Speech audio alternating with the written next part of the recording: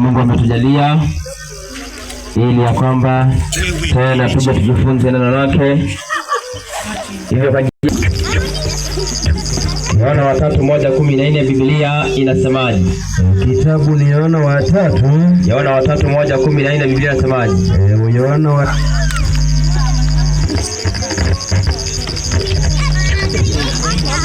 Nasi tutasema uso kwa uso. Kwa hivyo tunatarajia sana wapendwa kuwaona karibu, na hata ikiwezekana tuseme uso kwa uso. Kwa hivyo tunaendelea kukaribisha sana ili ya kwamba tukaribie kuingia kipindi cha unabii. Mapenzi yako yatendeke, utuongoze, utulinde na utuongoze kupitia Roho Mtakatifu, ili ya kwamba watoto wako wayajue yale ambayo wanahitaji kufanya kwa ajili ya kujiandaa kwa ajili ya kuja kwako. Jina lako litukuzwe, mapenzi yako yatendeke, ni kwa jina la Yesu tunaomba na kuamini. Amen. Amen. Kwa hiyo tumekuwa tukiangalia Danieli 7 na tumekuwa tukiangalia wafalme, baadhi ya wafalme ambao Mungu amewaruhusu wapate kuongoza na kuwa na mamlaka kwa dunia hii. Na tumekuwa tukiangalia kuanzia Danieli 2, tukaona kwamba Nebukadneza alionyesha ndoto kama hii, sanamu kama hii ambayo tuliona wapendwa, kichwa cha dhahabu ya ufalme huo ilikuwa inasimamia ufalme wa Babeli. Nafikiri tuliangalia hiyo kwa makini sana na tuliweza kujua yale ambaye Mungu anasema. Kwa hivyo ilikuwa ni ufalme wa Babeli. Ufalme wa pili tukaona ilikuwa ni ufalme wa Meda Wajemi. Ufalme wa tatu ulikuwa ni Uyunani. Ufalme wa nne ni ufalme wa Rumi. Tukaangalia pia Ulaya uliogawanyika. Na tukaangalia kitabu cha Danieli 7 msemaji. Ndio. Danieli 7 mstari wake wa kwanza nasemaje? Katika mwaka wa kwanza wa Belshaza, mfalme wa Babeli, Danieli aliona ndoto na maono ya kichwa chake, kitandani mwake. Basi akaiandika ndoto, akatoa habari ya jumla ya mambo hayo. Danieli akanena akisema, naliona naliona katika maono yangu wakati wa usiku, naliona katika maono yangu wakati wa usiku, na tazama, hizo pepo 4 za mbinguni zilivuma kwa nguvu juu ya bahari kubwa. Alafu ndipo wanyama wakubwa 4 wakatoka baharini, wote wa namna mbalimbali. Wote walikuwa namna mbalimbali. Wa kwanza alikuwa kama simba. Tukaangalia wapendwa, wa kwanza alikuwa kama simba, naye alikuwa na mabawa ya tai. Nikatazama, hata mabawa yake yakafutuka manyoya. Twende. Akainuliwa katika nchi, akasimamisha juu kwa miguu miwili, kama mwanadamu, naye akapewa moyo wa kibinadamu. Alafu natazama, mnyama mwingine wa pili kama dogo, naye aliinuliwa upande mmoja, na mifupa mitatu ya mbavu ilikuwa kinywani mwake, alafu katika meno yake. Soma. Wakamwambia mnyama huyo hivi, inuka ufanye nini? Ule nyama tele. Kisha nikatazama, na kumbe, twende, mnyama mwingine kama chui, mnyama wa tatu kama chui, naye juu ya mgongo wake alikuwa na mabawa 4 kama ya ndege. Mnyama huyo alikuwa na vichwa 4. Akapewa mamlaka. Baadaye nikaona katika njozi ya usiku, tazama, mnyama wa 4 mwenye kutisha, mwenye nguvu, mwenye uwezo mwingi. Alafu naye alikuwa na meno ya chuma, makubwa sana. Alikula na kuvunja vipande, na kuyakanyaga mabaki kwa miguu yake. Alafu na umbo lake lilikuwa mbali kabisa na wale wa kwanza. Naye alikuwa na pembe 10. Nikaziangalia sana pembe zake. Twende. Na tazama, pembe nyingine ikazuka kati yao, ikashuka kati yao, nayo ilikuwa ndogo, ambayo mbele yake pembe 3 katika zile za kwanza zilifanya nini? Zikang'olewa kabisa. Soma. Na tazama, katika pembe hiyo mlikuwa na macho kama macho ya mwanadamu, na kinywa kilichokuwa kikinena maneno makuu. Basi, kwa hivyo hiyo ni jumla ya ndoto ambayo Danieli alionyeshwa. Ndoto ambayo tuliona wapendwa, ilikuwa ni ndoto ya wanyama 4 ambao walitokea ndani ya maji, ndani ya bahari. Na tulipoangalia wapendwa, tukaona kwamba kumbe ukiangalia wanyama hawa wanasimamia wa serikali ama wafalme 4 ambao watatokea duniani wakatawala dunia hii. Tuliangalia huyu alikuwa anaitwa Babylon. Huyu alikuwa msemaji anaitwaje? Wamedi na Wajemi. Alafu watatu Yunani. Kwa hivyo ningependa ujue hizo ni baadhi ya falme ambazo tuliangalia jana, tukaangalia tabia zao. Nafikiri ilikuwa imeeleweka. Kwa siku ya leo ningependa tena tupige hatua, tuangalie mnyama wa 4 ambaye pia aliongoza kwa dunia. Maana Danieli alitamani sana kujua kuhusu mnyama huyu wa 4. Maana alisema ya kwamba mnyama huyu alikuwa ni mnyama wa kutisha sana, alikuwa ni mnyama wa ajabu sana, na alitamani sana kumjua mnyama huyu. Kwa hivyo siku ya leo tunapiga hatua, maana tuangalia mnyama wa 3 wapendwa, ilikuwa ni mnyama wapendwa ambaye alikuwa anasimamia ufalme wa Yunani, ambaye tuliangalia jana. Kiongozi wake alikuwa anaitwa Alexander the Great. Kwa hivyo siku ya leo ningependa tupige hatua sasa, msamaji. Ndio 7 Danieli sasa. 7 inasemaje? Inasema hivyo 7 Danieli. Baadaye nikaona katika njozi ya usiku, na tazama, mnyama wa 4 mwenye kutisha, mwenye nguvu, mwenye uwezo mwingi, naye alikuwa na meno ya chuma, kubwa sana. Alikula na kuvunja vipande. Mnyama huyu alikuwa na kuvunja vipande, na kuyakanyaga mabaki kwa miguu yake, na umbo lake lilikuwa mbali kabisa na wale wa kwanza. Naye alikuwa na pembe 10. Sikiliza pendwa, tunaangalia kumbe mnyama mwingine wa 4 Danieli alionyeshwa, na mnyama huyu alikuwa ni mnyama wa kutisha sana. Hata Danieli alikosa mfano ya kufananisha nayo. Kwa hiyo akasema ya kwamba ni mnyama wa kutisha, mnyama mwenye nguvu sana. Alikuwa na meno ya chuma na alikuwa na pembe 10 wapendwa. Na mnyama huyu alikuwa amekula na kukanyaga mabaki yake katika miguu yake. Kwa hivyo ningependa siku leo tena tuangalie mfano wake. Tena kitadonga shingano warengesa dukuya na kanyani kurlatun nitashiri dukuya Babylon orenges yare na kanyani ke arnarumi na kanyani ke dukuya kita ningi dukuya laje na wamed na wajemi ashuri lako Iran wari dukuya ngwan na orenanges na kanyani ke warukeri na dukuya or Griki ashuri nani alafu ndio bali njere ndio ole zangarie na watakinyo slabo engos na turisho engos na tangulon ndio bila njere ndio na talala lesu kengei na tamawara common. Kwa hivyo ningependa tuangalie mnyama huyu ni ufalme yupi. Hapana, tulipokuwa tukiangalia Danieli 2 tuliangalia orodha ya wafalme walipoanza kuongoza kwa dunia hii. Tukaangalia mnyama wa kwanza Babeli, huyu Amena wa Jemi, huyu nani? Na tukaangalia mnyama ambaye alikuwa anafuata yani ufalme ambao alikuwa anafuata ilikuwa ni ufalme ya Kirumi, ambaye tuliangalia kwamba wapendwa, ndoto ya Danieli 7 na Danieli 2 ni ndoto ambayo ni sawa sawa, ni ndoto ambayo wapendwa inafanana. Kwa hivyo ukiangalia ufalme huu tutaangalia kwa undani. Ni ufalme ambao ilikuwa imeongoza wakati wa Kristo. Ni ufalme ambao ilikuwa imemuua Kristo. Ni ufalme ambao ilikuwa ni ufalme wa Kirumi. Kitabu ni Yohana msomaji 11 anzia 47 teremka hadi 48 uangalie ufalme huu wa Kirumi asua ni nani. Yohana 11 anzia 47 hadi 48. Nasemaje? Nasema basi wakuwa makuhani na Mafarisayo wakakusanya baraza wakasemaje? Tunafanya nini? Maana mtu huyu afanya ishara nyingi. Maana huyu Yesu anafanya ishara nyingi. Ukimwacha hivi watu wote watamwamini. Na Warumi watakuja watatuondolea mahali petu na taifa letu. Mtu mmoja miongoni mwao hata imetoa sikiliza.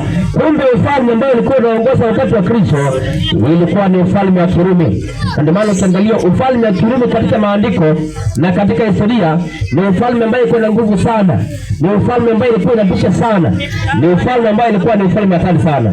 Hebu soma Danieli 8 mstari wake 23 uangalie kwamba iko na jina nyingine ambayo alipewa. Inasemaje? Danieli 8:23. Soma andiko. Na wakati wa mwisho wa ufalme wao, hebu anzia mstari wake 20 nasema yule kondoo mume uliyemuona mwenye pembe mbili, hizo ndizo wafalme wa Umedi na Uajemi. Alafu na yule beberu mwenye manyoya mengi, ni mfalme wa Uyunani. Na ile pembe kubwa iliyo kati ya macho yake ni nini? Ni mfalme wa kwanza. Kwa hiyo tumeangalia orodha ya Danieli 8 ni kwamba tumeangalia Umedi na Uajemi na pia Uyunani. Sasa ruka mstari wake 23. Soma andiko. Tunasema na wakati wa mwisho wa ufalme hawa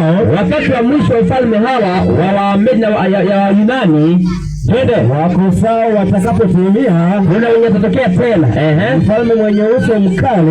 Mfalme huyu mwenye uso mkali wapendwa atatokea, afahamuye mafumbo atasimama, na anafahamu mafumbo. Biblia inasema ya kwamba atasimama. Kwa ukiangalia jina lake lingine ni mfalme mwenye uso mkali, atatokea baadaye katika dunia hii. Kwa hiyo ufalme huu ni ufalme wa Kirumi, lakini tuangalie polepole, maana ufalme wa Kirumi ina upande mbili ambayo ningefanya tuangalie usiku leo.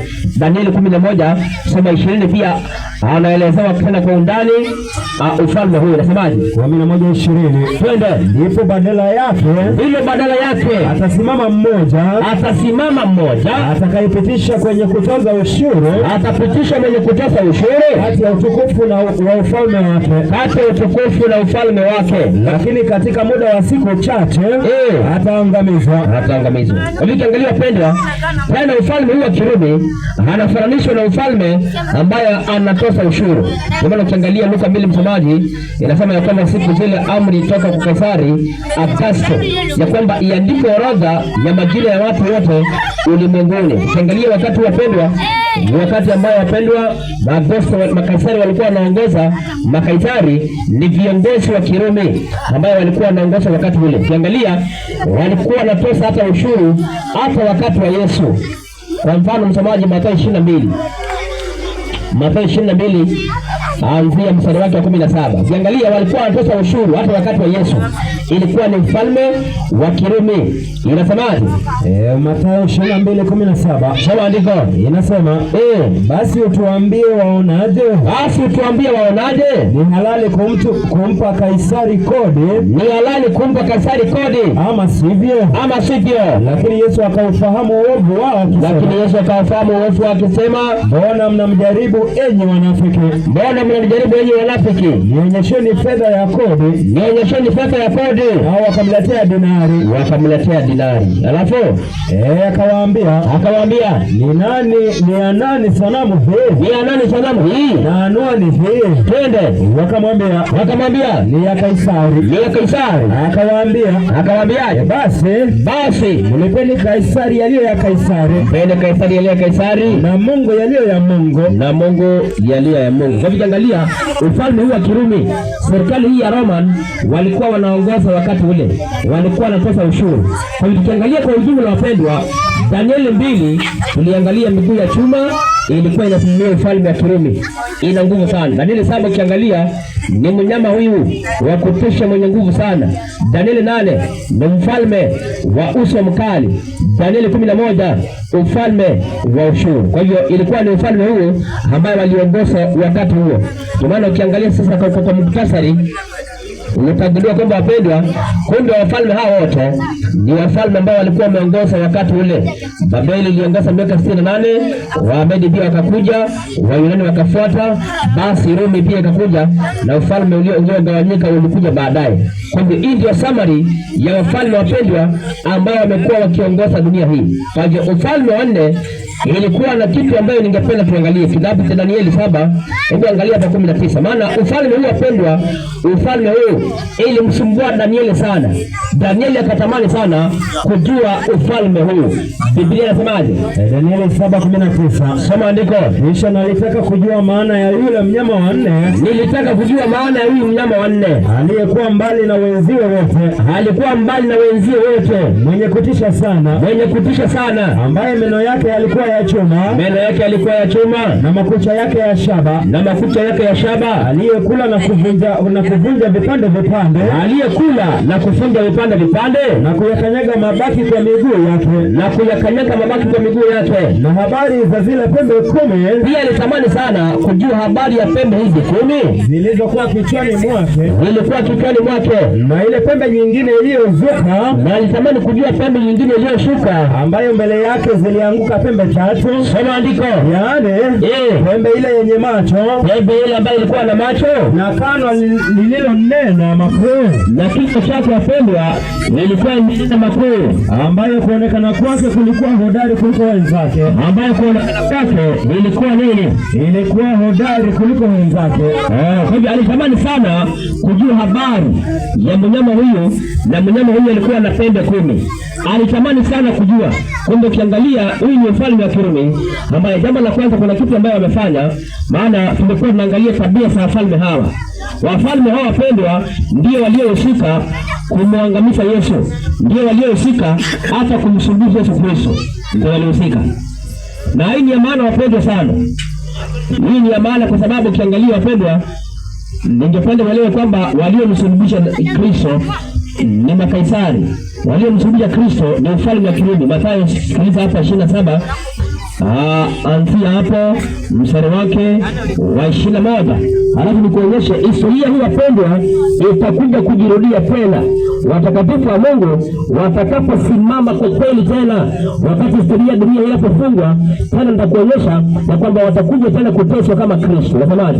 Mathayo 27:11. Naye Yesu akasimama mbele ya liwali. Yesu akasimama mbele ya liwali.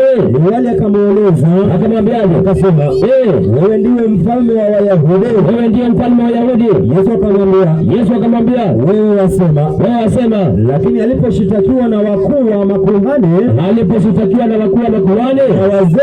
wazee hakujibu hata neno. Twende. Ndipo Pilato akamwambia, usikii ni mambo makoziwa. Twende. Aitwaye Baraba. Twende. Basi walipokutanika Pilato akamwambia, mnataka niwafungulie yupi? Yule Baraba au Yesu aitwaye Kristo? Twende. Kwa maana alijua ya kuwa wamemtoa kwa husuda. Twende. Na alipokuwa ameketi juu ya kiti cha hukumu, mkewe alimpelekea mjumbe. Akamwambiaje? Wakamwambia, usiwe na neno na yule mwenye haki. Kwa hivyo ukiangalia wapendwa, aliyekaa kwa hukumu ili Kristo apate kuangamizwa ni mfalme, yaani ni viongozi wa Kirumi walihusika hata Kristo akaangamizwa. Kwa hiyo ningependa kuja leo kwamba ukiangalia wafalme hawa walimtesa Kristo. Na tena wapendwa, nimekuonyesha ya kwamba historia hii inaisaidia Mhubiri 1:9 itarudi tena kujirudia. Mtawala Kirumi alijaribu hata kumuua Yesu hata wakati alizaliwa. Kwa hiyo itajirudia tena ya kwamba watakatifu wa Mungu ambao watakuja tena kufufuliwa kwa kweli, tena watakuja kuangamizwa na hata kuuawa. Inasemaje? Mhubiri 1:9 soma. Inasema, yaliyokuwako ndio yatakayokuwako. Yaliyokuwako wapendwa yatakuwako tena, nitakuonyesha. Twende. Na yaliyotendeka ndiyo yatakayotendeka. Wala jambo jipya hakuna chini ya jua. Wapendwa, hakuna chini ya jua. Soma andiko. Je, una jambo lolote ambalo watu husema juu yake? Soma 3:15. Biblia inasema hivi. Inasema, yale yaliyoko yamekuwako, na hayo yatakayokuwako yamekwisha kuwako. Naye Mungu huyatafuta tena mambo yale yaliyopita. Anatafuta mambo yaliyopita. Zaidi ya hayo, nikaona tena chini ya jua ya kwamba mahali pa hukumu. Hapa imetosha. Sikiliza, anasema ya kwamba historia ya dunia hii itajirudia tena. Maana waliteswa hata ufalme huu wapendwa wa Kirumi. Hebu nisaidie kitabu cha Matendo ya Mitume 9:1. Uangalie ufalme huu wa Kirumi ilihusika sana kutesa watakatifu. Hata kina Paulo.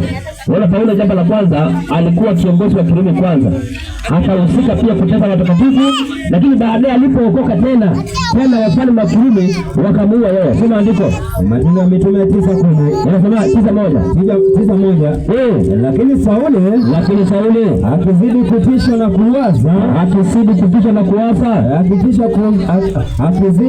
na kuwaza kuwaua wanafunzi wa Bwana, akamwendea kuhani mkuu akataka ampe barua za kwenda Dameski zilizoandikwa kwa masinagogi. Basi kwa ukiangalia alikuwa anaenda kupoteza watu, alafu Mungu akafanana naye. Soma 12:1. Kwa ukiangalia watakatifu wote waliteswa kwa ufalme huu wa Kirumi kuanzia Yesu Kristo. Ama kwanza Yohana 16:1. Yesu Kristo aliwaambia kwamba watateswa, alafu baadaye wakauawa. Wafalme hawa wakapata kutesa watu wa Mungu, na tena wakati alama ya mnyama ambayo nitakuonyesha 666 itakapofundishwa tena wapendwa, tutaangalia kwamba watakatifu tena watakuja kuuawa na kuteswa. Nasemaje? Yohana 16:1. Soma. Maneno haya nimewaambia. Yesu anasema nimewaambia maneno haya msije mkachukizwa. Watawatenga na masinagogi. Anasema mtatengwa makanisani. Naam.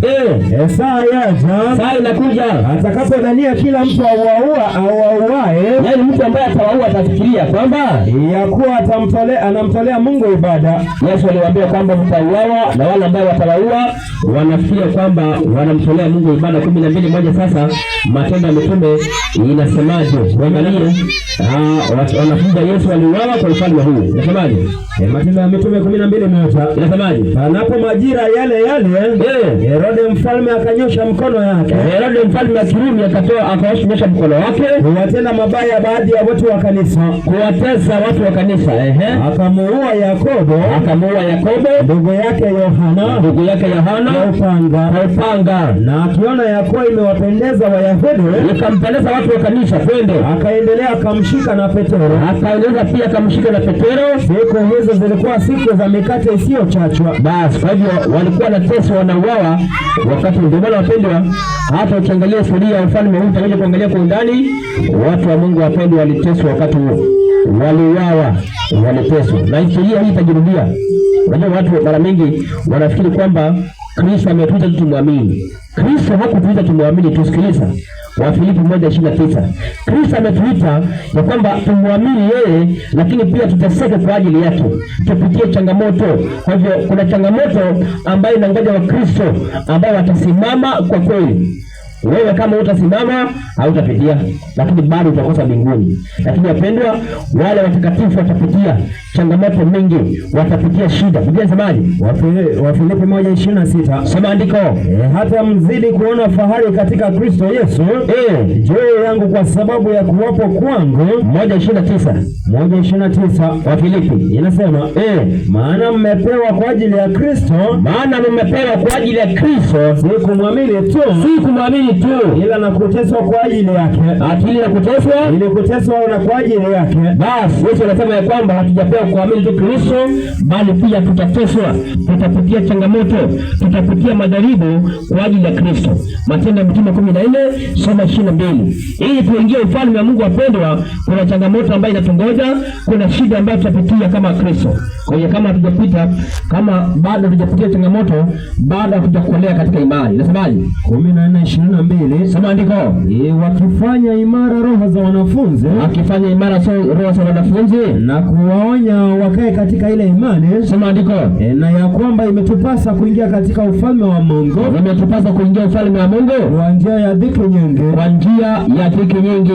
Kwa hivyo tunapitia, anasema ya kwamba imetupasa kuingia ufalme wa Mungu katika dhiki nyingi. Wakati wanafunzi tunayoona, Biblia wanasema ya kwamba John was the disciple that lived longest. He died in his late 90s, in his old age.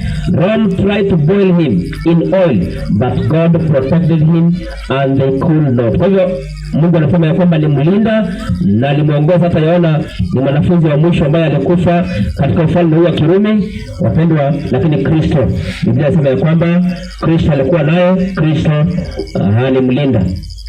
Kwa hivyo msomaji, Danieli 7. Sasa angalia, baada ya ufalme huu wa Kirumi tuliangalia, alikuwa na pembe 10 ya pembe. Kuna ufalme mwingine ambayo ulitokea ndani yake. Nisaidie 7:23 teremka hadi 24. 7:23 inasemaje? Na habari za zile pembe 10, na habari ya zile pembe 10 katika ufalme huo, wataondoka wafalme 10, na mwingine ataondoka baada ya hao, naye atakuwa mbali na hao wa kwanza, naye atawashusha wafalme watatu, naye atanena maneno kinyume chake aliye juu.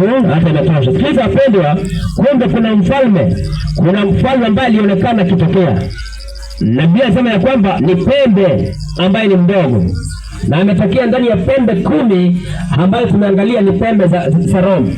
Tuliangalia ufalme wa Kirumi ilipogawanyika, tukapata wafalme kama France, kama Italy, kama England, kama Switzerland, Heruli, Flanders na Ostrogoth na wengine. Lakini baadaye walionekana kuna pembe ndogo ambayo ilionekana ikizuka, ilionekana ikitoka. Sasa ningependa uangalie, maana mahali ambapo tunaingia leo ni mahali ambapo ni hatari sana, na kitu ambacho Mungu anatamani tuelewe sana. Pembe ndogo. Kwa nini pembe ndogo?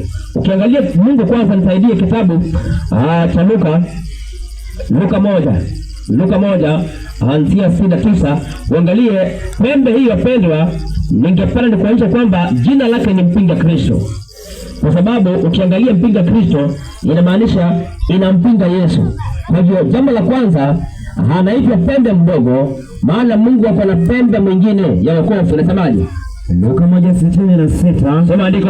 Na wote walioyasikia wakayaweka mioyoni mwao, twende, wakisemaje? Mtoto huyu atakuwa wa namna gani? Yesu atakuwa namna gani? Twende. Kwa sababu mkono wa Bwana ulikuwa pamoja naye. Sema andiko. Na Zakaria baba yake, twende, akajazwa Roho Mtakatifu. 70 nasema kama alivyosema tangu mwanzo, kwa kinywa cha manabii wake watakatifu. Sema tuokolewe na adui zetu. Unasema 69 inasema ametusimamishia pembe ya wokovu. Sikiliza, Mungu ametusimamishia pembe ya wokovu katika mlango wa Daudi, mtumishi wake. Kwa hiyo sikiliza, jina la Yesu ni pembe ya wokovu. Kwa hivyo Mungu ako na pembe ya wokovu, lakini tukiangalia ufalme huu wa Kirumi kuna pembe nyingine ambayo imezuka na pia iko na wokovu wake. Ndio maana ningependa tuangalie mada hiyo, mpinga Kristo. Maana ukiangalia siku ya leo unapata kwamba wanadamu hawajapata kuelewa kuhusu mpinga Kristo. Kwa hiyo ameinuka badala ya Kristo, pembe ya wokovu, yeye akajiita pia pembe. Yeye pia akaonekana ni pembe. Mungu anaweza kuonyesha ya kwamba anachukua nafasi ya Kristo, yani kumpinga Kristo. Leo ukiangalia mada ya mpinga Kristo, wanadamu wengi hawajapata kuelewa. Kwa hivyo leo tutafanya utangulizi, alafu kesho tutaingia kwa undani. Mpinga Kristo ni nani? Maana ukiangalia dunia leo watu hawajaelewa mpinga Kristo. Watu hawajapata kuelewa. Na ni mada ambayo imeshtua wengi, hata imeangusha wengi. Kwa hivyo ningependa tuangalie ya kwamba mpinga Kristo ni nani. Semaji? Mwalimu, hebu sema hiyo statement. Inasemaje? Inasema truth is independent of opinion. Yaani ukweli ukisema zamani, ukweli nini? Independent nini? Imejisimamia na nini? Na maoni ya watu. Kwa hivyo kuna ukweli na kuna nini? Kuna maoni. Kwa hiyo ningependa uelewe kwamba tunapoangalia mpinga Kristo hatutatumia maoni ya watu, tunatumia Biblia ambayo ni kweli. By its definition, truth is intolerance of error. Every aspect petitioning the concerns of acknowledgement, the individual however hold the key of admission or rejection. Na kama sikiliza, na kuna opinions, yani kwa opinions ni mnajisimamia ukweli peke yake. Na ukweli tunapotangaza inajitenga na uongo, na haijalishi hata kama utakataa ama utakubali. Kwa hivyo ningependa tuangalie mada hii. Mwalimu, Isaya 34 soma mstari wake wa 16 inasemaje? Isaya 34 mstari wake wa 16 inasemaje? Inasema, tafuteni katika kitabu cha Bwana mkasome. Katika kitabu cha Bwana mkasome. Hapana katika hao wote atakayekosa kuwapo. Hapana mmoja atakayemkosa mwenzake. Kwa nini? Kwa maana kinywa changu kimeamuru, na roho yake imewakusanya. Wamesikiliza wapendwa, tutakapoanza kuangalia mpinga Kristo, wapendwa, ningependa uelewe ya kwamba tutatumia Biblia takatifu ili tuongoze katika historia na katika vitabu vingine. Kwa Biblia ndiyo kiongozi, lazima tuangalie mpinga Kristo. Maana wapendwa, mada ya mpinga Kristo tunaambiwa kwamba mpinga Kristo hatuwezi tumia masuala kama Google, hatuwezi tumia vitu vingine kuelewa mpinga Kristo. Lazima tuangalie Biblia takatifu. Je, kuna jambo limefichwa kuhusu mpinga Kristo? Hiyo ndio swali. Kuna jambo gani ambayo imefichwa? Kuna jambo gani walimu na wachungaji na wahubiri wameficha juu ya mpinga Kristo? Na kitu moja ambayo ningependa uelewe, mada kuu ama vita kuu ambayo inaendelea msemaji ni kati ya nini? Ni kati ya ibada. Swali kuu ni kati ya ibada. Kwa mfano nisaidie Ufunuo 14 nikuonyeshe ni kwamba Mungu anatafuta kuabudiwa, lakini pia shetani kupitia system hizi anatafuta pia kuabudiwa. Kwa hivyo vita kuu ambayo tunapigana nayo ni kati ya ibada ya kweli na kati ya ibada ya uongo. 14 soma mstari wake wa 7. 14:7 inasema akasema kwa sauti kuu, malaika, mcheni Mungu na kumtukuza, kwa maana saa ya hukumu yake imekuja. Twende. Msujudieni yeye aliyezifanya mbingu na nchi na bahari na chemchemi za maji. Kuja nasema tunastahili kumsujudia nani? Msujudieni yeye aliyezifanya mbingu na nchi na bahari na chemchemi za maji. Kwa lugha moja ni muumbaji, si ndio? Kwa hiyo Mungu ambaye ni muumbaji anatamani kuabudiwa, si ndio?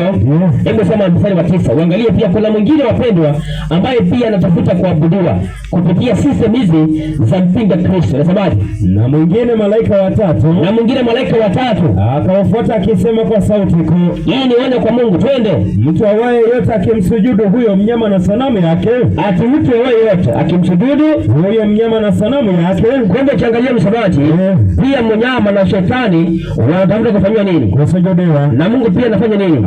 Anafaa kusujudiwa. Kwa hiyo kuna vita hapa.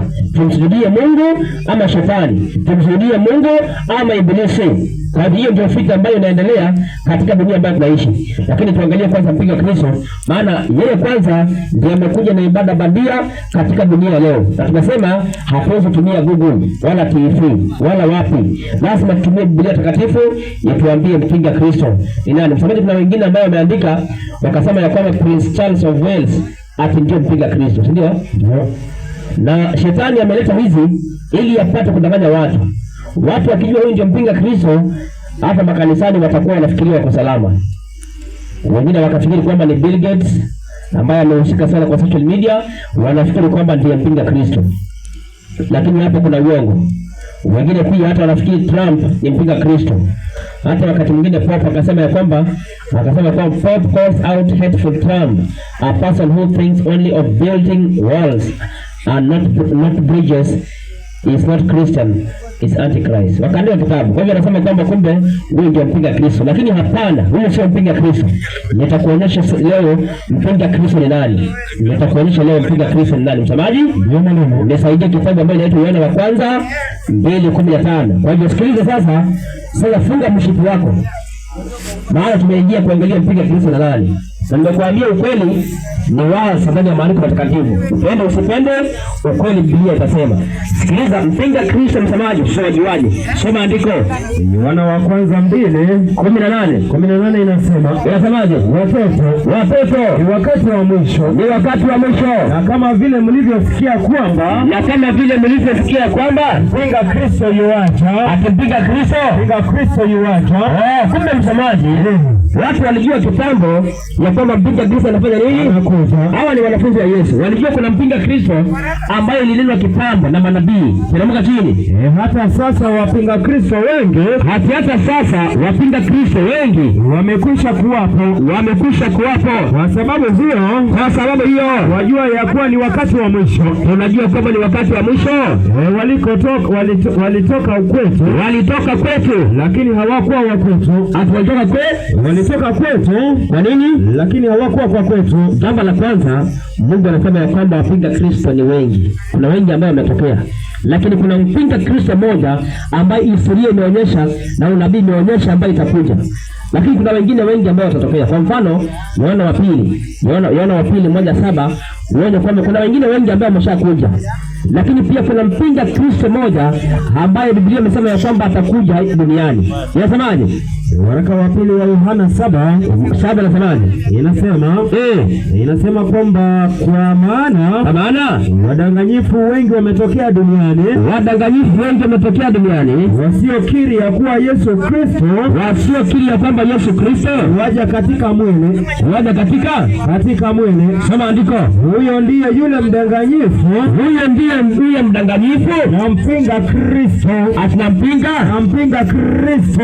Kumbe msemaji, ikitokea asema ya kwamba Yesu hakuja kwa mwili, ni mpinga Kristo. Haya, rudi Yohana wa kwanza 2:18. ni kuonyesha mpinga Kristo kwamba amekwisha kuja wapendwa, na ningependa kuelewa kwamba mpinga Kristo amekuja. The Antichrist. Soma andiko. Yohana wa kwanza 2:18. Inasemaje? Watoto ni wakati wa mwisho. Kwa nini? Na kama vile mlivyosikia ya kwamba mpinga Kristo yuaja. Twende na andiko. Hata sasa wapinga Kristo wengi wamekwisha kuwapo. Sasa sikiliza hapa next. Kwa sababu hiyo tunajua ya kuwa ni wakati wa mwisho. Twende. Walitoka kwetu. Walitoka wapi? Walitoka kwetu. Sikiliza, mpinga Kristo ametoka kwetu. Yaani inamaanisha anatoka kanisani. Ukitaka kuelewa mpinga Kristo, unaangalia kanisani. Usiende serikali, usiende msikitini, unaangalia wapi msemaji? Kwetu hapa kanisani. Na pia wapinga Kristo wameshatokea. Kwa hiyo ningependa tuangalie sifa sahihi mpinga Kristo. Kwa hivyo hapatikani State House. Wala White House. Hapatikani pia msikitini. Hata pia Waislamu wako na mtihani zao, lakini hawapatikani hapo. Unaona? Mpinga Kristo anapatikana kanisani. Kwa hivyo lazima awe ni askofu msemaji. Maana anapatikana kanisani. Lazima awe askofu. Lakini ili watuelewe, Danieli 7 mstari wake wa 25, ili tupate kuangalia sifa zake ni kama gani. Biblia inasemaje? Danieli 7:25. Twende. Naye atanena maneno kinyume chake aliye juu. Naye atanena maneno kinyume chake aliye juu. Twende. Naye atawadhoofisha watakatifu wake aliye juu.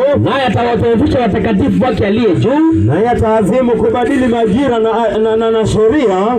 Na watatiwa mikononi mwake kwa wakati na nyakati mbele na nini na nusu wakati. Kwa hivyo jambo la kwanza, mpinga Kristo atanena kinyume cha nani? Chake aliye juu, ambaye ni Mungu. Nani aliye juu msemaji? Ni Mungu wetu. Wacha tuwapea andiko, si ndio? Kabisa. Nisaidie Zaburi 92:1. Kumbe ni Mungu wako juu. Kwa hivyo mpinga Kristo, jambo la kwanza, ataongea kinyume cha Mungu na anapatikana kanisani. Unajua watu wengi, watu wa kanisa wanafikiria wako salama. Niliwaambia siku ya kwanza hapa ya kwamba watu wa kanisa wanafikiria tukihubiri hapa tunawahubiria walevi na washarati. Hapana. Hata watu wa kanisa sikilizeni. Maana watu wengi wako kanisani lakini hawajui walipotea kitambo. Inasemaje msomaji? Kitabu ni Zaburi 92. Mstari wa kwanza. Ni neno jema kumshukuru Bwana. Na kuliimbia jina lako. Uliye juu. Ati uliye juu. Kwa hivyo Mungu ako wapi msomaji? Ako juu. Na mpinga Kristo ataongea kinyume cha nani? Chake aliye juu. Cha Mungu aliye juu. Ataongea kinyume cha Mungu aliye juu. Sasa tuulize maandiko matakatifu. Anapoongea kinyume na Mungu ina maana gani msomaji? Nisaidie kitabu cha Wathesalonike wa pili 2 anzia hapo 3. Wathesalonike wa pili 2:3 inasema mtu awaye yote asiwadanganye kwa njia yoyote. Maana siku ya Bwana haitakuja usipokuja kwanza ule ukengefu. Akafunuliwa yule mtu wa kuasi. Mwana wa uharibifu. Ati mwana wa uharibifu. Yule wa mpingamizi. Kumbe ni mpingamizi ama mpinga Kristo. Twende. Ajiinuaye nafsi yake. Anajiinua nafsi yake juu ya kila kiitwacho Mungu ama kuabudiwa. Hata yeye mwenyewe uketi katika hekalu la Mungu akijionyesha nafsi yake kana kwamba yeye ndiye Mungu. Basi kwa hivyo kiangalia hizo ndio sifa zake. Jambo la kwanza ni mpingamizi. Jambo la pili, anajiinua nafsi yake juu ya kila kiitwacho Mungu.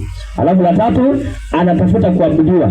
Uketi katika hekalu la Mungu akijionyesha kana kwamba yeye ndio Mungu. Kwa hivyo kuna system duniani ambayo mwanadamu amekaa kwa kiti ya Mungu na anajionyesha kwamba yeye ni Mungu na anatafuta kuabudiwa. Unaona? Na anasema yeye ndio Mungu.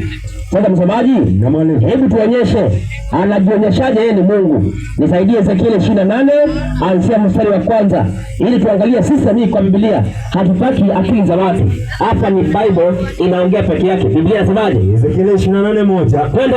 Neno la Bwana likanijia tena kusema. Neno la Bwana likanijia tena kusema, mwanadamu, mwambie mkuu wa Tiro, Bwana Mungu asema hivi, kwa kuwa moyo wako umeinuka, nawe umesema, mimi ni Mungu, mimi ni Mungu. Twende. Nami nimeketi katika kiti cha Mungu. Ati mwanadamu anasema mimi ni Mungu, na ameketi wapi? Ameketi katika kiti cha Mungu. Lakini wewe ni nani? Wewe ni shetani. Teremka chini. Kati ya bahari. Lakini mwanadamu, lakini wewe ni mwanadamu wala si Mungu. Yeye ni mwanadamu, si Mungu. Lakini anasema mimi ni nani? Yeye ni Mungu. Mimi ni Mungu. Tumeanza. Sasa msemaji, mwanadamu anajionyesha yeye ni Mungu. Anafanyaje ili aonekane yeye ni Mungu? Nisaidie kitabu cha Isaya kwanza nikuonyeshe. Isaya 48 soma 11 nikuonyeshe vitu hapo sasa. Twende andiko 48 11. Inasema 11. Twende. Kwa ajili ya nafsi yangu. Twende. Nitatenda haya. Je, litiwe unajisi jina langu? Litie unajisi nini? Jina langu. Mungu anasema jina lake haitatiwa unajisi. Kwa nini? Wala sitampa mwingine utukufu wangu. Msamaji, twende polepole. Inasema Mungu hatapeana utukufu wake kwa mwingine ambaye ndio jina lake. Kwa hivyo ukisikia mtu msamaji amechukua jina la Mungu, si unasikia mtu huyo, jambo la kwanza anajifanya kuwa Mungu. Kwa jina lingine Biblia inaitwa kukufuru. Kwa mfano nisaidie kitabu ambacho inaitwa Ufunuo 13, hebu angalia mstari wake wa kwanza. Uangalie pia kumbe kuna mnyama mwingine ambaye twende, mwenye pembe 10 na vichwa 7. Na juu ya pembe zake ana vilemba 10. Ana vilemba 10. Twende. Na juu ya vichwa vyake nini? Majina ya makufuru. Kwa hivyo hii system wako na majina ya makufuru. Yeye amechukua majina ya Mungu. Hebu tuangalie kwanza jina la Mungu la kwanza ambayo amechukua. Alafu tuanze kusoma vitabu vya historia. Jina la kwanza ambayo amechukua ni gani? Yohana 17 anzia 11. Kitabu ni Yohana 17:11. Unajua hapa ni Biblia inaongea. Biblia inasemaje? Yohana 17:11 Biblia inasema hivi. Twende. Wala mimi simo tena ulimwenguni. Yesu anaomba, anasema simo tena ulimwenguni, lakini hawa wamo ulimwenguni. Lakini hawa wanafunzi wako ulimwenguni. Nami naja kwako. Nami naja kwako. Twende. Baba mtakatifu. Ati Baba mtakatifu. Ati Baba mtakatifu. Kwa jina lako ulilonipa uwalinde hawa. Basi kwa hiyo msamaji hapo, jina la Mungu ni gani? Baba mtakatifu. Ati Baba mtakatifu. Hiyo ndio jina lake. Sasa Mungu anasema mtu asichukue jina lake. Hebu tumuulize Mungu, ulimaanisha jina gani watu asichukue? Mathayo 23 soma 9 hapo. Mathayo 23 mstari wa 9. 23:9 inasemaje? Biblia inasema, wacha iseme, wala msimuite mtu baba duniani, maana baba yenu ni mmoja, aliye wa mbinguni. Hapana, aliye katika, aliye wa mbinguni. Ati baba yenu ni mmoja, aliye wa mbinguni. Mungu anasema mtu asiitwe nani? Asiitwe baba duniani. Ndio maana ukiangalia hii system wamechukua jina la Mungu. Wanajiita aje? Wanajiita Baba Mtakatifu. Kumbe tukiangalia mpinga Kristo ama pembe ndogo ni system hii ya Rumi ya Katoliki. Maana Mungu anasema mtu asijiite baba duniani. Haya, hebu tuangalie tena jina la Mungu kidogo kwa undani. Nisaidie Isaya 57 soma 15. Jina hili la Mungu, hebu tuangalie kama iko na maana. Soma andiko 57:15. Isaya inasema, twende. Maana yeye aliye juu, Mungu aliye juu, aliyetukuka, akaaye milele, akaaye milele, twende, ambaye jina lake ni nini? Ni mtakatifu. Ati jina lake ni mtakatifu. Lakini kuna mwanadamu wapendwa ametokea duniani anasema anaitwa mtakatifu, anajiita mtakatifu. Hebu tuulize Biblia, inawezekana Mungu alimpea hiyo jina ama ili ajiite mtakatifu ama vipi? Nisaidie kitabu cha Ufunuo 15 sana mstari wake wa 4. Ufunuo 15 mstari wa 4. Inasemaje? Inasema ni nani asiyekucha Bwana? Ni nani asiyemcha Bwana na kulitukuza jina lako? Jina la Mungu linastahili kutukuzwa. Twende. Kwa kuwa wewe peke yako, ati wewe peke yako, kwa kuwa wewe peke yako, mtakatifu. Hapana, wewe na Paul. Wewe peke yako. Hapana, Mungu na padri. Wewe peke yako. Atasema wewe peke yako. Mtakatifu. Basi Mungu anasema yeye peke yake ndio mtakatifu. Wewe peke yake. Hakuna mwingine. Kwa hiyo ukiona mtu ametokea anasema yeye ni baba mtakatifu, na watu wanampigia magoti, amekufuru. Na hiyo ndio mpiga Kristo. Na ndiye mpiga Kristo. Haya, Samueli wa pili 2:2. Samueli wa pili 2:2. Kitabu Samueli wa pili 2:2. Samueli wa pili nafika kule. Shika taratibu. Samueli wa kwanza 2 mstari wake wa 2, Biblia inasemaje? Samueli wa kwanza 2:2. Samueli mtiani 2:2 Samueli. Inasema hivi, Biblia ni mpya. Twende. Hakuna aliye mtakatifu kama Bwana. Ati hakuna aliye mtakatifu? Hakuna aliye mtakatifu kama Bwana. Samaji? Hii ni Biblia ama gazeti? Hii ni Biblia takatifu. Ati hakuna nini? Hakuna aliye mtakatifu kama nani? Kama Bwana. Basi kwa hiyo ukiangalia hii ndio system ya Kirumi. Ndio maana wapendwa, ukiangalia kwa historia, unajua historia inakubaliana na Biblia. Ukiangalia vizuri kwa historia, kuna vitu ambavyo ningependa tusome hapa. Ukiangalia vitabu vya historia, kuna Biblia, kitabu moja inaitwa La Bianca Professor of History, the University of Rome, wanasema kwamba kwa kurithi kwa makaisari kukaja kurithi kwa maskofu kule Roma. Konstantino alipoondoka Roma, kiti chake alimwachia nani msemaji? Askofu. Kwa serikali ya Kirumi ilipoondoka, walimwachia askofu mamlaka. Inamaanisha tulipoona ufalme huu wa 4 wa Kirumi, baadaye pendeleo ikatokea pale ufalme ambayo ni kanisa iliingia. Ndipo tuliangalia msemaji, kuna wafalme watatu ambao walingolewa, Heruli, Fandas na nani? Na Ostrogoth, na walingolewa na wafalme wa Kirumi. Huyu alingolewa mwaka wa 483, huyu akangolewa 534, alafu akangolewa 538, wakachukua mamlaka. Hii ndio sifa ya kwanza. Sasa msemaji, ufalme huu tumeangalia ni ufalme wa Vatican, si ndio? Na Biblia inasema ya kwamba amekufuru. Tumeangalia kwa kufuru maana yake ya kwanza ni mwanadamu. Hebu nisaidie Yohana 10:33. Hiyo ndio tumeshaangalia. Alafu tuangalia pili. Soma andiko. Kitabu ni Yohana 10:33. Biblia inasema hivi. Twende. Wayahudi wakamjibu kwa ajili ya kazi njema hatukupigi kwa mawe, bali kwa kukufuru. Kwa sababu wewe uliye mwanadamu wajifanya mwenyewe Mungu. Kwa hiyo tukiangalia mwanadamu akijifanya ni Mungu, kuchukua jina lake, amekufuru. Maana ya pili ya kukufuru mtamaji, nisaidie kitabu cha Marko 2 mstari wake wa 7. Kitabu cha Marko 2 mstari wa 7. 2:7.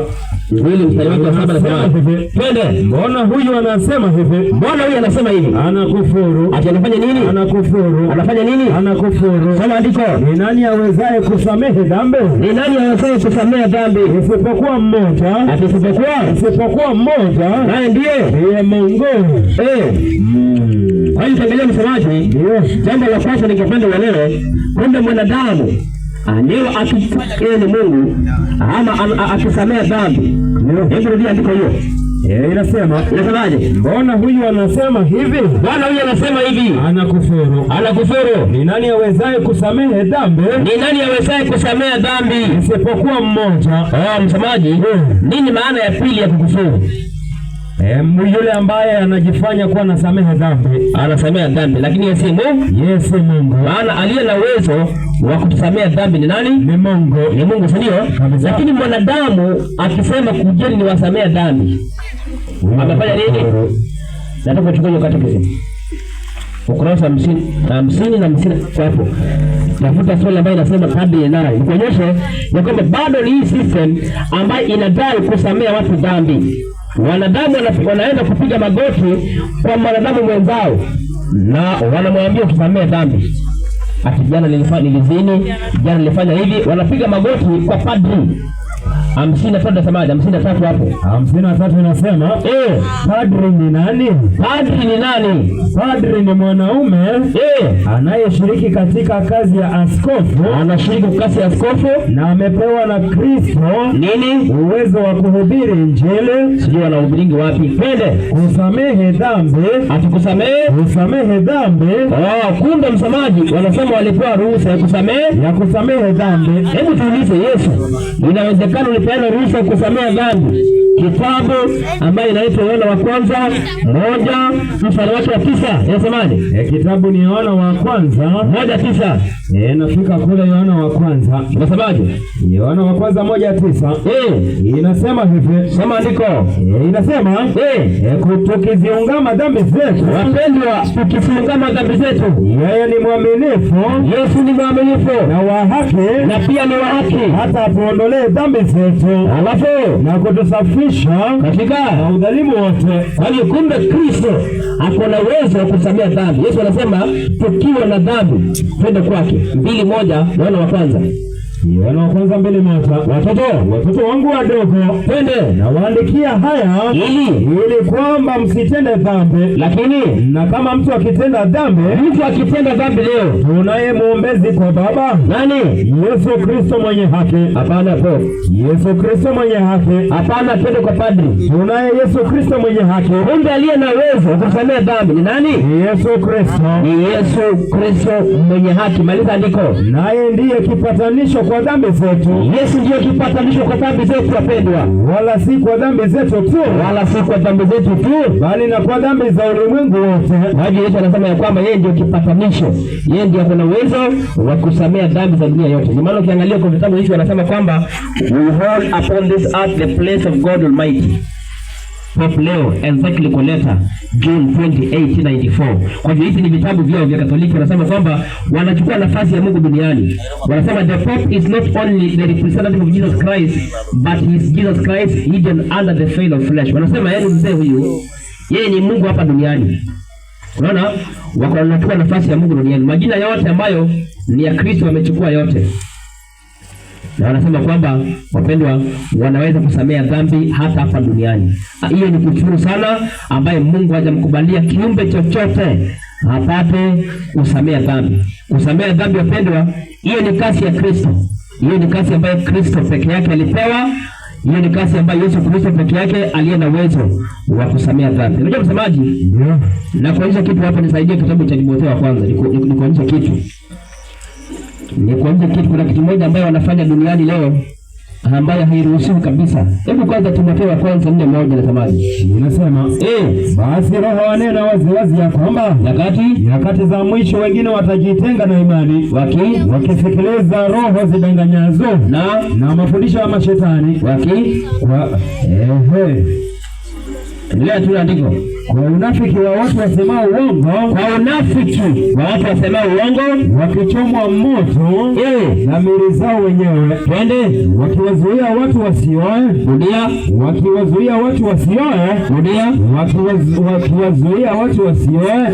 Kumbe msomaji anasema kuna unafiki ambaye itakuja siku za mwisho ambaye itawazuia watu wasioe.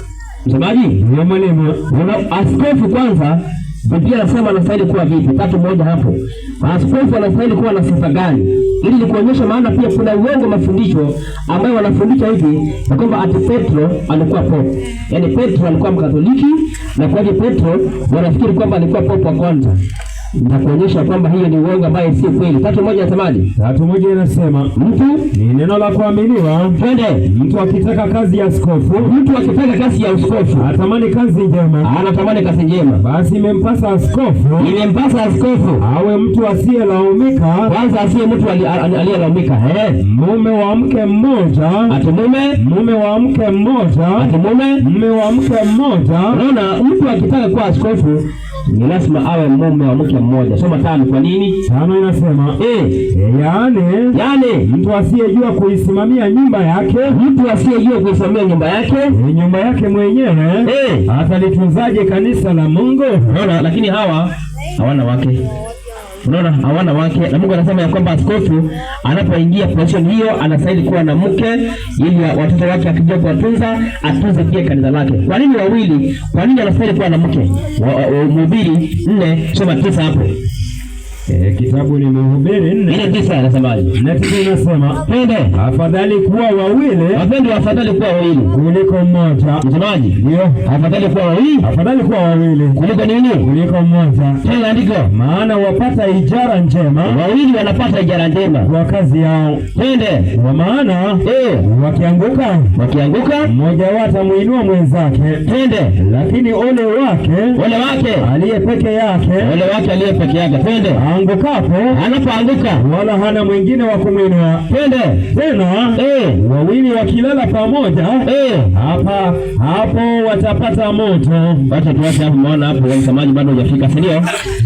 Basi anasema ya kwamba ili wawili, na ndio maana Mungu anasema ya kwamba askofu hanastahili kuwa ameoa, maana atakuwa nabii na watu ambao ni delicate sana. Kwa hivyo anastahili kuwa ameoa, lakini hawa wapendwa unafuata kwamba hawajaoa. Ukiangalia kuna mahali wanasema kwamba kumbe Petro ati alikuwa pope. Petro alikuwa Mkatoliki, na wacha nikuonyesha Petro hakuwa hivyo. Maana kuna andiko ya Mathayo anasomanga ati Petro alikuwa pope alafu akafuata wengine. Ati alikuwa padri. Wacha nikuonyesha kwanza Petro hakuwa padri hata kidogo. Nisaidie Mathayo 8:14. Mathayo 8:14. Ili usije ukadanganywa. Mbona andiko? Hata Yesu alipofika nyumbani kwa Petro, akafika nyumbani kwa Petro, akamuona mkwe wa Petro, mamaye mkewe. Msemaji? Petro alikuwa na mke? Alikuwa naye. Na hawa wanakuwa na wake? Hawana wake. Kwa hiyo inamaanisha Petro si padri, hakukuwa askofu. Kwa hiyo ukiangalia hizo ni mafundisho ya uongo. System hii wapendwa ni system ya mpinga Kristo. Anasema kwamba seek where you will, through heaven and earth, and you will find one created being who can forgive the sinner, who can free him from the chains of hell. That extraordinary being is the priest of the Roman Catholic priest. Kwa hivyo anasema kwamba kumbe huyu Pope alipewa nafasi apate kusamea dhambi zote. Kwa hivyo naenda kwako namwambia nilikuwa nimeiba, nilikuwa nimezini, unisamehe. Alafu nakuambia enda nimekusamehea na usirudie tena. Hiyo ni kazi ambayo ni Kristo peke yake akona uwezo wa kufanya. Kwa hivyo wanadamu, ningependa tuelewe kwamba kuna system za uongo duniani. Na system hizi wapendwa ni sama kanisa. Na najua leo tumeanza tusije msamaji. Tunafanya introduction. Si bado tutaingia ndani. Tutaonyesha mengi. Kwa hivyo wapendwa, ningependa muendelee kuhudhuria. Kuna mengi ambayo tuangalia. Inawezekana wapendwa umeanza kanisani, kumbe huko ndio umepotea sana. Maana watu wameacha Biblia na wakaenda kwa hebu sasa tumetoka pili, nionyeshe wameenda wapi. Wakaenda kwa vitu vya watu maisha kumwokoa mmoja. Soma hiyo alafu tufunge siku ya leo ili tena kesho tuingie kwa undani tuonyeshe mpinga Kristo ni nani zaidi. Soma andiko. Timotheo wa pili yenye 3 inasema ama anzia 2. Nihubiri neno. Uwe tayari. Wakati ukufaao, wakati unaofaa na wakati usiokufaa. Karipia. Kemea. Na kuonya kwa uvumilivu wote. Na mafundisho. Maana utakuja wakati, sikiliza, utakuja wakati watakapoyakataa mafundisho yenye uzima. Watu watakataa mafundisho yenye uzima, ila kwa kuzifuata nia zao wenyewe. Watajipatia walimu makundi. Watakuwa na walimu wao makundi. Wao wana masikio ya utafiti. Hiyo ndio shida. Kwa hivyo ningependa kukuonya ya kwamba tuendelee kusikiza mafundisho hizi, na kama Mungu anaongea nasi tujitoe tumpokee. Maana wapendwa, ukiangalia system hizi tusingoje ibadilike.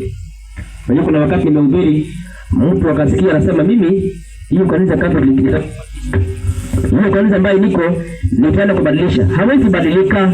Msomaji semesema ako na mdomo, si ndio? Hebu sema 7:8. Ako na mdomo na ako na macho. Tunasema andiko 7:8 Danieli 7:8 na inasemaje? Inasema nikaziangalia sana pembe zake. Aliangalia pembe zake. Tazama pembe nyingine ikashuka kati yao. Nayo ilikuwa ndogo, twende, ambayo mbele yake pembe 3 katika zile za kwanza zikang'olewa kabisa. Alafu natazama ilikuwa na nini? Katika pembe hiyo mlikuwa na macho kama macho ya mwanadamu. Kuna macho kama ya mtu na kinywa kilichokuwa kikinena maneno makuu. Ana masikio? Hana masikio. Kwa hivyo asikii, kwa hivyo hawezi kubadilika. Kwa hivyo anaongea kutukana Mungu, anaangalia lakini hata sikia. Kwa hivyo sikia atabadilika. Nani anafanya kubadilika msomaji? Zaidi Ufunuo 13:9 usikilize. Yule ambaye anafanya kubadilika ni wewe. Maana wewe uko na macho na masikio. Lakini wao hawana masikio, hawana macho. Kuna ndiko Ufunuo 13:9. 13:9 Ufunuo inasema mtu akiwa na sikio, mtu ndiye ako na masikio. Soma na asikie. Yeye ndiye anafaa kusikia. Wewe uko na masikio, wewe ndiye usikie na utoke. 18:4 Ufunuo 18:4 inasema hivi. Wanasema aje? Inasema twende. Kisha nikasikia sauti nyingine kutoka mbinguni. Mungu anasema aje twende? Ikisemaje? Tokeni kwake. Atotokeni? Tokeni kwake. Enyi watu wangu. Hapana kaka huko. Tokeni kwake. Hapana nitakaa mimi ndiye tutatoka. Tokeni kabisa. Mungu anasema tokeni. Mungu anasema ya kwamba tukiwa kwenye system kama hizi tunastahili kuondoka na kumpokea Kristo ili Yesu apate kutupa uzima wa milele. Yesu anasema tokeni kwake. Ili tupate uzima wa milele, ili tupate wokovu, tunahitaji kutoka huko kwanza. Hatuwezi kuokolewa mbele. Lazima tuondoke kwa system hizi, maana Kristo anatuita ili ya kwamba tupate kuingia. Si kwamba ni watu ambao wako huko wote ni wabaya. Hebu Yohana 10:16. Si kwamba watu wako hapa ndani ni wabaya. Hii system ndio mbaya. Mafundisho ya uongo, mapotofu. Kwa hivyo Mungu ako na watu wake hapo na anatamani kuwatoa ili wajiunge na kanisa lake, ili wajiunge na kundi lake. Inasemaje? Yohana 10:16. Twende. Na kondoo wengine ninao. Yesu anasema ako na kondoo wengine. Ambao si wazize hele. Bado hajajiunga na watu wake. Na hao nao imenipasa kuwaleta. Yesu anasema atawaleta, na ndio maana tumekuja hapa ili Yesu akuite. Twende. Na sauti yangu ataisikia. Anasema atasikia sauti yake. Kisha kutakuwako kundi moja. Atakuwa na kundi moja na mchungaji mmoja. Yesu anasema ya kwamba kuna kondoo wengine ambaye bado wako kwa dunia, bado wako kwa system za uongo, bado hawajampokea Kristo, na Yesu anasema ya kwamba anahitaji kuwaita ili wapate kuwa na Kristo pamoja katika sisi lake ili apate kuokoa. Swali usiku wa leo ninapoomba ni kwamba mpendwa, utasikia sauti ya Kristo Yesu anapokuita. Je, utasikia sauti yake ama utakaidi? Ama utabaki kusema watu wanahukumu watu? Wakati Biblia inasoma, unajua msamaji, kama ningekuja hapa nitusi watu niwaambie umbwa sio nini, singekuwa nimehukumu.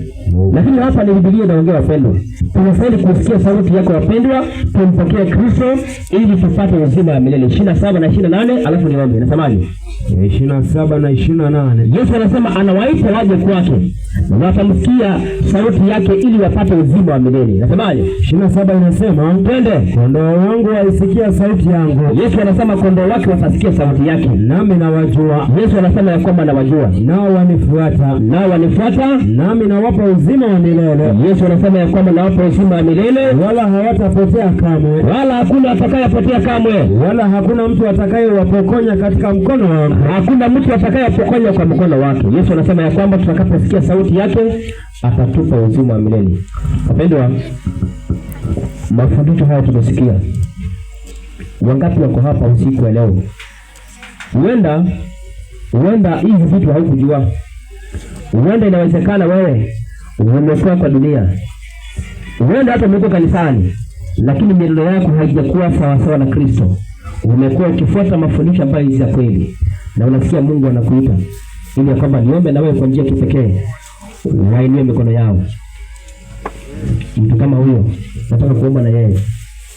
Na hapa inawezekana unasema mkutano huu kiisha, mimi natamani kumpokea Kristo hata kama ni kwa njia ya ubatizo. Hata vijana, Mungu anawaita wote. Kuna mtu kama huyo? Kuna mtu kama huyo? Sawa, siwaoni hapo nyuma, lakini ikiwa kama kuna mtu kama huyo, wapendwa, usiku wa leo usije ukaondoka hapa kabla tujaomba na wewe. Ningependa tuombe, tuonoke, tupate dua. Tena kesho tunawaalika kwa njia kipekee. Bado tutakuwa na mafundisho hapa. Tukiwafundisha na kuonyesha njia ya kweli ambayo Kristo alituma ili kwamba watoto wake wapate kujua. Hebu na tuombe. Baba wetu na Mungu wetu aishiye mbinguni, jina lako litukuzwe, mapenzi yako yatendeke. Asante kwa sababu ya kutumia kama watumishi wako tuwasilishe ujumbe huu nzito kwa watoto wako. Naomba ya kwamba watoto wako wafute karibu nawe, waongoze kwa njia hii ya kweli ambayo Mungu wetu umeandika kwa neno lako, ili kwamba tupate uzima wa milele. Kuna wale wengi ambao bado hawajajitoa kwa ajili ya ufalme wako na wanauoga, naomba kwamba wafute kwa mkono wako mkarimu, kwa mkono wako upendo, ili kwamba wapate kukupokea, wapate uzima wa milele. Mungu wetu, tunaomba kwamba hata usiku leo tunapopumzika tutakushukuru kwa ajili ya ibada ya Sabato ambayo itakuwa hapa kesho. Baba wetu, tunajikabidhi kwako, utakase, tuongoze, kwa jina la Yesu tunaomba na kuamini. Amen.